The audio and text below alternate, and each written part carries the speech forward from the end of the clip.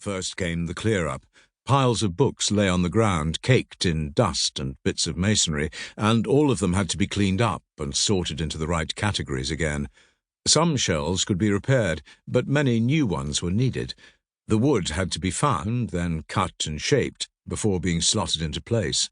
Repairs were also needed to the walls and ceiling of the library, and heavy rubble cleared from its half-collapsed entrance.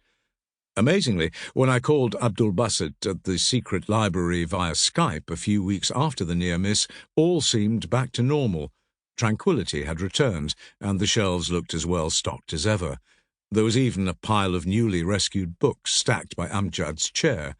Some of these, I was told, had been found in a gutted shop only a couple of streets away, while others had been brought to the library by a family nearby. I asked Abdul Basit about the titles that had been given in this way. Smiling, he got up from his chair and walked over to a section of books behind him, brushing his hand gently along the spines of a row of elegantly lettered titles on the middle shelf. "All of these books were donated to the library by my grandfather," he told me. "This one here is one we used to read together. I really enjoyed hearing my grandfather's thoughts on it. It talks about civilization and how this manifests itself across the world. It discusses its effect on humans across time, looking at such things as equality, religious tolerance, and the ethics of war. God bless you, grandfather. I hope we will read together again soon and be happy once more, just like we used to be." Abdul Basit spoke so movingly and personally to his grandfather that I wondered for a moment if he was there in the library with him. He was not. This was clearly another Abdul Basit moment. He speaks in such a poetic way. When we first talked and he told me that his university education had been stopped by the war, I asked him what he'd been studying. Having expected him to say something like philosophy or literature, I was surprised to be told that it was business and economics. He was obviously a man of many talents, and it turned out that one of these was spotting the works of Shakespeare during his book-salvaging missions. On seeing one volume among a bag of freshly rescued volumes, he remembered that it had once been recommended to him by his uncle. The book in question was an Arabic version of Shakespeare's Hamlet, one of his favourite books of all time. A besotted Abdul Basit would often read it during spare moments. "Shakespeare's style of writing is simply beautiful," he told me. "He describes every single scene so vividly that it's like I'm in a cinema watching a film.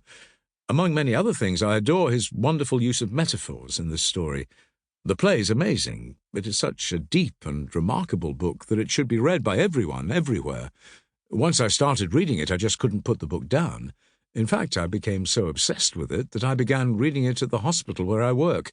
At first, this only happened during quiet times, but then I began reading it at almost every opportunity. In the end, I said to myself, Abdul Basit, this has to stop. I mean, it just wasn't fair on the patients." Hearing these words made me think of the saying that people around the world have far more in common than the things that set them apart. We may have different religions, languages, houses and clothes, but many of our aspirations, hopes and fears are much the same. Our love of great stories like Hamlet that deal with human nature in all its forms need no translation beyond the language they are told in. The joy Abdul Basit talked of when reading that particular book rang so many bells with me. The fact that Hamlet was set so long ago in a country he had never seen did not in any way lessen his enjoyment of it. Syria, or its antecedents, has also been home to many remarkable writers over the years. The year 64 BC marked the birth of Nicolaus of Damascus, who was to become a revered historian and author. Nicolaus became a close friend of Herod the Great and tutored the children of Mark Antony and Cleopatra. And when it came to putting pen to paper, few were more prolific than Nicolaus.